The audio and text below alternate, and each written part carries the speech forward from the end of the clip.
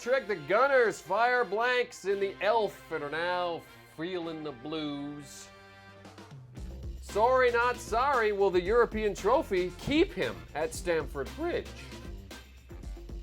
And Hazard warning for Real Madrid as the Bernabeu turns to Eden. Post to Post starts now.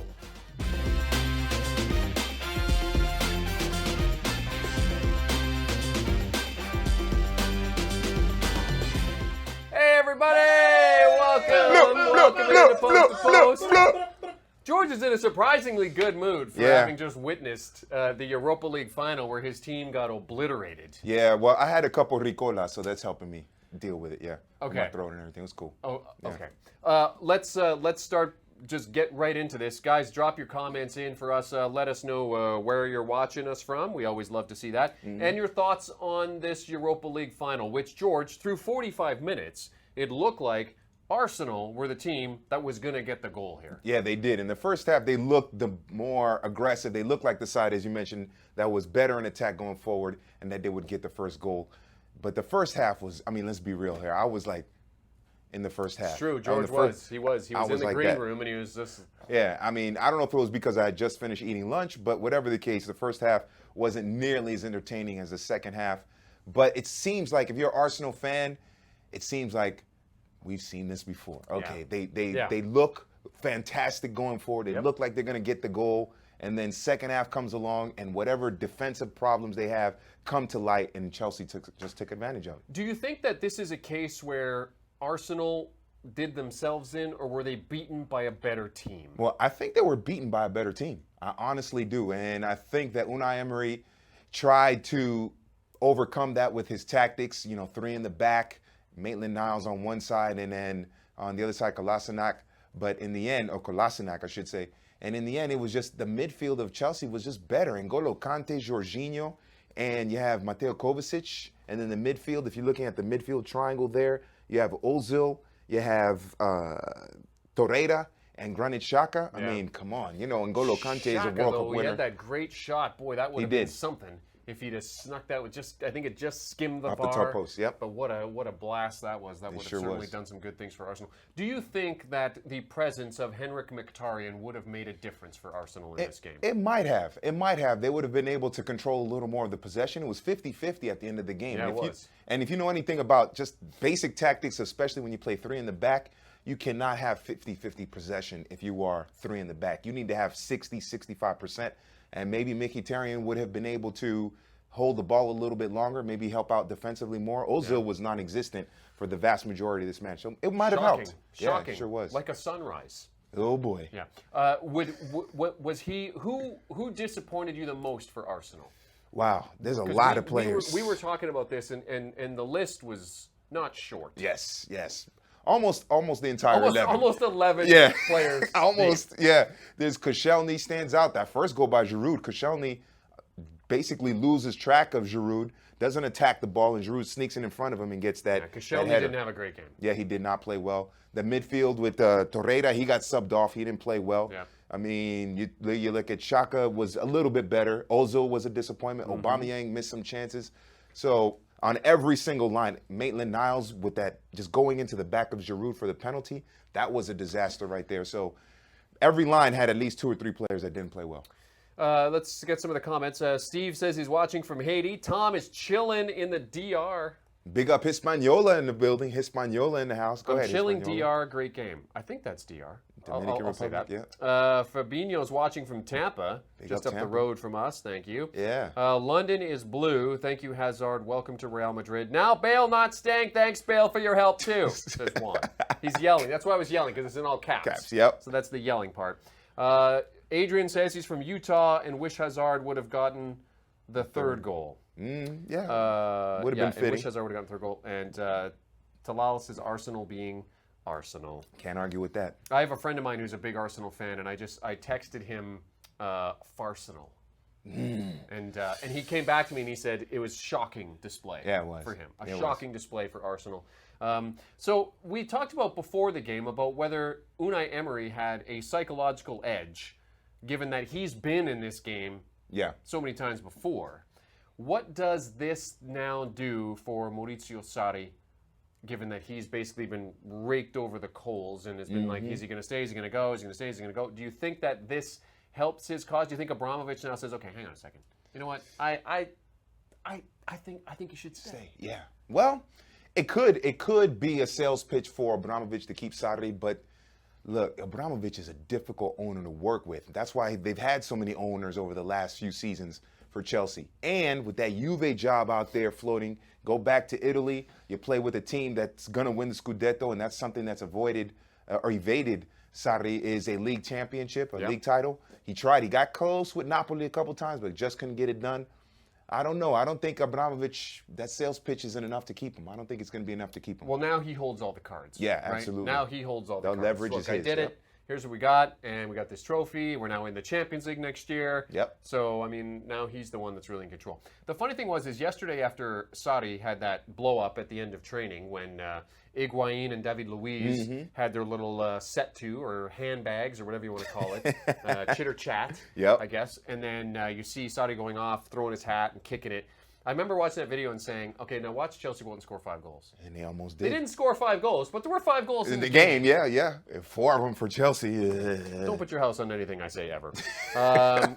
Jorginho was excellent. Oh, thank you. I appreciate that. Oh, you mean the player in the pitch? My bad. I'm sorry. They call me Jorginho. We call him Jorginho. He sure was. Jean says, what a disappointing loss. Not to say Chelsea is terrible, but what a game. Chelsea, look, they finished 3rd in the Premier League behind 2 teams that almost set records. I mean, 97 and 98 points. Absolutely. Chelsea's not a bad squad. Kais, I hope I'm saying that right. Apologies if I'm not. From San Diego, the Eden Hazard Show. Welcome to Real Madrid. Champions League is next for Hazard. Yes. And whether he stays at Chelsea or goes, he's going to be there. So. I'm still mad for San Diego that y'all lost the Chargers. I hate to say that. I just have to say that. Chelsea's midfield were fantastic, says Daddy. Rafa says Ozil needs to go to MLS. He's done in the Premier League. I don't disagree with that. It makes sense. Ozil, he's in and out. He can be, when he's fully engaged, he can be a magnificent playmaker. But when they don't have enough of the ball, he gets out of it psychologically, and he just becomes a problem in the pitch for. Sucre says he's watching from Dallas. Rich Murray, Chelsea are the kings of London, George. Thank you for saying that. What happens if Tottenham win, though? If Tottenham win the Champions League, Tottenham is in London, Rich. I'm just saying. Yeah. Would another keeper have helped Arsenal? No. Was that a decision? Was that another bad decision? No. Czech made like 3 saves. It could have been 7-1 if it wasn't for Czech. It wasn't the defending. It wasn't the goalkeeper. It was the defending. Absolutely. Arsenal way too soft for an important game, says Eldin Ibrahimovic from Chicago. You know what? That's my squad, but he does have a point. They're what, 1-6 now in European finals? Yeah. That's a legitimate case. Hashtag Wenger out. Yeah. He's been gone long time, too. Yeah, exactly. Eduardo's watching from Boise, Idaho. Welcome. San Antonio is where Rafa is. San Antonio. San Antonio's in the house, but currently working in Austin. Okay. Great town, Austin, and by the way. Let's be honest, Giroud, knew how to play, says John Torres. 11 goals in the Europa League tournament. Against his old team, he did it to him. Yeah, I mean, hey, got him. The guy is a World Cup winner. He's a World Cup winner, even though he didn't score in the World Cup, but he was an important part of that French team, and now he's got a Europa League, yeah. George, you're getting some stick here. Oh, yeah? Yep. Kevin saying, how you feeling, George? You called it 2-1 earlier. Well, I mean, I'm not feeling good about the result, but overall in life, I feel great. I mean, dang, I work here. I got my health. I'm pretty regular, so I can't complain, man. George pooped today, so he's going to get the shirt. That's how you keep the skin clear like this. He's going to get the shirt. David Lewis was great. So there we go. Yeah. That's what's said there. Okay. Let's move. Sorry. Eldon says here, George, time to move on and get another good team. No, man. George does cheer for Inter. Yeah. Inter and Arsenal. That's it. Okay. He cheers for the Dolphins. Come on. Yeah. Hey, man, you can't quit your team just because they lose a big final, man. You got to stick with them. That's right. Exactly. That's right. Preach. Your ankles get hurt jumping off and on the bandwagon. There you go. Let's move on to the Hazard situation, because after the game, our Kerry Brown interviewed Hazard for beIN Sports over in the MENA region, Middle East and North Africa. We call it MENA.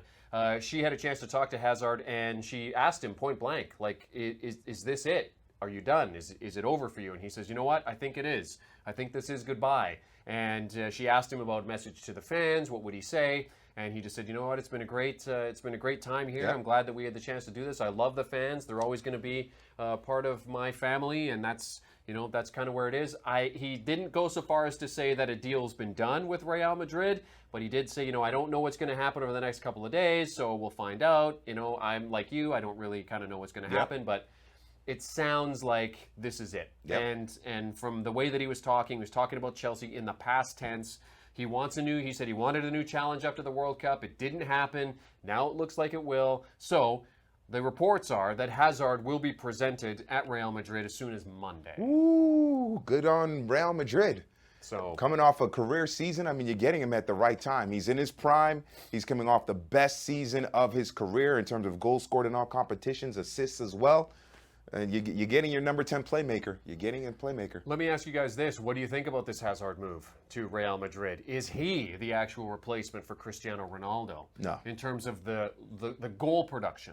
No. Because they lost 30 goals losing Cristiano Ronaldo. Yeah. What does Eden Hazard bring that they've been missing? Well, he's going to bring a dynamic playmaker that can set up his teammates. He's not going to be the goal scorer Cristiano Ronaldo is, because there's only one person on the planet who is at Cristiano's level in terms of goal scoring. Right. His name is Lionel Messi. That's it. So if you're expecting him to take on the goals that Cristiano scored, that's not going to happen. But he could set up his teammates, and with this kid Luka Jovic coming through, that could be a combination that makes up a little bit for Cristiano Ronaldo. So if you're talking about him just scoring goals, it's not going to be enough. But as a dynamic playmaker, that could be fantastic. Mike Fuentes is putting the Dolphins song in the chat for some reason. Okay, Mike. Eric Krakauer got some. Mike said to blame Eric, and he said that he put too much pressure on them. Yeah. Giroud is not better than Benzema, says Rich Murray, but he is better than many others. Okay. Okay. Well, I mean, how many Champions League does Giroud have? And how many does Benzema have? George. John Torres says, what a game. Conte on after the injury. Yeah, the report on Monday was that Conte would travel to Baku, which he did, and that the twisted knee that he suffered in training on Saturday, they reassessed it on Sunday, and it wasn't as bad as they first thought, though even though reports were saying he was out. They said, no, he's going to travel, and we'll kind of keep an eye on him, and he did end up making it into the starting 11. Yeah. So that was certainly good news for Chelsea. George, what did you make of Baku as a venue for the Europa League Final? Because it looked like it was pretty terrible. It was pretty terrible. You know what? I was talking about falling asleep at the end of the first half. If it was any place else, there would have been a lot more noise. There would have been a lot more atmosphere. That would have given the players a lot more energy, and we would have had a better first half. There were pictures on Twitter of some people who had seats that they looked like they were 150 feet away from the pitch, and they had to watch the game on the Jumbotron or big screen on the opposite side. It just didn't work out. There was no ambiance. It didn't feel like a final. It felt like a preseason Premier League match or something, like two Premier League teams playing each other in the preseason. That's what it felt like. I can't stand it when they play these games at stadiums that have a track. Oh, yes, I don't like that either. Between the field and the fans. Yeah. Now, I get it, some stadiums, like I think the Olympico is like that. So in you Rome, have, so you have stadiums where that's just the way that it is. But I think that a stadium with that much distance between the fans and the field, it just takes away the atmosphere. I think that actually detracts from the atmosphere, because you want to have the fans on top of you. You want that atmosphere. That's the kind of atmosphere. And as a fan, if I'm paying big money to go to a Europa League final, I want the atmosphere as part of it. Absolutely. You guys can disagree if you want or agree. It's totally up to you. But for me, when I go to a sporting event, I'm there for the atmosphere too. Yeah, absolutely. And the thing with Stadio Olimpico Roma, it has so much history, and it's Rome. Right. The city itself is such a great just draw for fans that they're going to have the atmosphere despite the track. But Baku doesn't have that same pull as Rome. Let's get to some of the comments here. Salo saying Hazard isn't any closer to Cristiano Ronaldo, which is what Georgie said. Absolutely. Great move. Jovic is next. Radu says Pulisic will have a hard time filling those shoes at Chelsea. Well, I've said it before. Look, Pulisic is not there to fill the shoes of Hazard. And anyone who says that that's the case, they're going to be thoroughly disappointed, because Pulisic is not nearly as good as Hazard. Pulisic is barely better than Hazard's little brother Thorgan. Yeah. Let's be honest here. He's barely better than Thorgan Hazard. So Anybody, if you're a Chelsea fan and you think Pulisic is going to replace Hazard, you're going to be disappointed beyond belief. He's not that good. Yeah. He's not. Andre says he loves your shirt. Oh, yeah, I'm representing the father of Haitian revolution right here. Rafa wants to know, why did UEFA have the Europa League final in Azerbaijan? Why? Get it together, UEFA. Yeah, I mean, question. these are decided years in advance, Yeah, too. So it's one of bid these on things it. that's... Next year, we were looking up next year's, the Super Cup, the European Super Cup is in Istanbul. Istanbul, Ataturk Olympic Stadium. And that's where the final, the Champions League final is next year I as well. believe so, yeah. Yeah, so going to Turkey next year. George, your prediction, who's getting the Ballon d'Or? Ballon d'Or. Ooh. Man, this is going to be a good one. I don't know. I mean, we'll have to see what happens over the summer with these international tournaments, but it looks like, I mean, right now in the running, no one has stood out. It's probably going to be Messi, because he won the golden shoe. Copa America, they win the Copa America. I think that's it. Yeah, well, that ain't going to happen. Well, we'll see. We'll see. Okay, you guys seem to be drying up in terms of the comments for the Europa League and Hazard. So let's move along to Neymar, who was cracking headlines on Wednesday about a video that showed up of him in training with Weverton. Yeah. Who nutmegged him.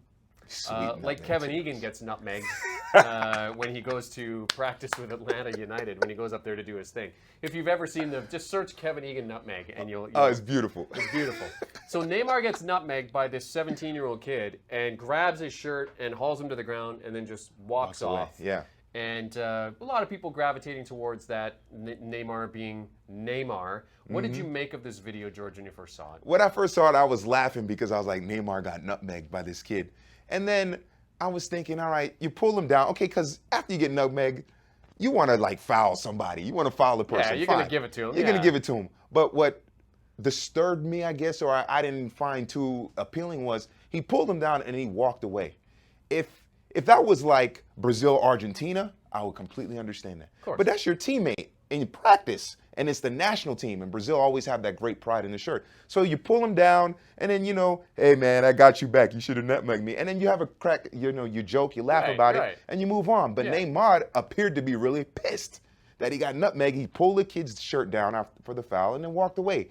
I thought that was a little too confrontational, too negative by Neymar. Just have fun with it. You got nutmegged, so what? The best players in the world get nutmegged, especially if you're Brazilian. But are you surprised at Neymar's reaction, though? I mean, I saw it and I wasn't surprised because Neymar's kind of a punk. So, I mean, it didn't surprise me that he walked off or that he pulled the kid down. I'm surprised he didn't kick him, too. Well, it didn't surprise me that he pulled the kid down. I was surprised that he didn't come back and make a joke out of it and didn't, laugh it off and be a little more jovial and positive about it, because like I said, it's national team, it's practice, it's Brazil. You haven't, Brazilians always seem to get along well with each other in terms of national teams set up. So that's what I was surprised about. But do you think that maybe it's a case of, and this goes back to comments Neymar made a little while ago about the youngsters at PSG, that they can't handle the pressure, that they're not working hard enough to be able to handle the pressure? Do you think this is kind of related to that Neymar kind of looks at these youngsters and are just like, what? I mean, you're going to do that? What? Well, look, maybe. Oh, you're a rookie. Get out of here, man. Clean my shoes. Well, maybe Neymar is kind of taking a shot at himself because, look, Neymar, when you wear the number 10 of Brazil, that's a lot of pressure. They just took the captaincy away from Neymar and gave it to Dani Alves. So maybe he's feeling that pressure as well. I don't know. For him to talk about pressure, he hasn't handled it very well for the Brazilian national team. So I think, that's not good on his part to make a comment like that. People commenting on who they think is going to win the Ballon d'Or. Mbappe, Messi. Wish they would bring the Champions League final to the United States and go to Jerry's world. I would love that.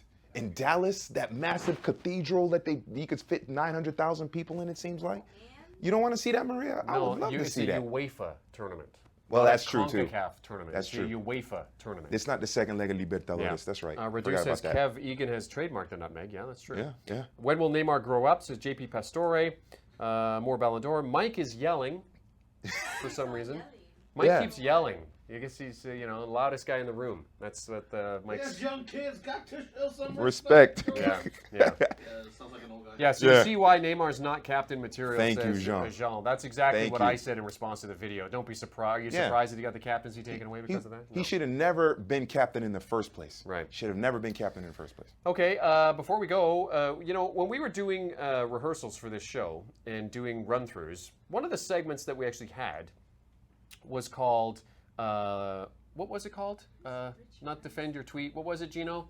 The takedown. The takedown. The Okay. takedown. That's what it was called. Where we were going to take a comment that somebody made and then just eviscerate that person and the comment. But then we thought, well, no, because we want to have a good relationship with you guys because this is, we're friends. Yeah, it's We're all good in the we're all neighborhood. pals. By the way, But then Diego Gonzalez decided to be yappy yesterday. Yappy. And here's what he said when we were talking about the Valverde situation at Barcelona. Yeah.